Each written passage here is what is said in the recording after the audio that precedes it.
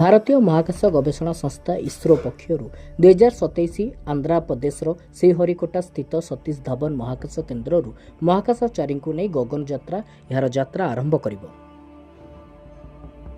ଏହି ପ୍ରକ୍ରିୟା ଅତ୍ୟନ୍ତ ଜଟିଳ ହୋଇଥିଲେ ସୁଦ୍ଧା ଭାରତ ସମ୍ପୂର୍ଣ୍ଣ ସ୍ୱଦେଶୀ କାରିଗର କୌଶଳରେ ଏହାକୁ ସମ୍ପାଦନ କରିବାକୁ ପ୍ରସ୍ତୁତି ଚଳାଇଛି। ଏହି ଅଭିଯାନ ବର୍ତ୍ତମାନ ଚୂଡ଼ାନ୍ତ ପର୍ଯ୍ୟାୟରେ ପହଞ୍ଚିଛି। ଚଳିତ ବର୍ଷ ପ୍ରାରମ୍ଭରେ ଇସ୍ରୋ ପକ୍ଷରୁ ଟେଷ୍ଟ ଭେହିକଲ୍ ମିଶନ ସଫଳତା ସହ ପରୀକ୍ଷଣ କରାଯାଇଥିବା ବେଳେ ଡିସେମ୍ବର ଆଡ଼କୁ ଦ୍ୱିତୀୟ ପରୀକ୍ଷଣ କରାଯିବ। ଗଗନଯାନ ଅଭିଯାନ ପାଇଁ ଭାରତ ସରକାର 10,000 କୋଟି ଟଙ୍କାର ବ୍ୟୟ ବରାଦ କରିଛନ୍ତି।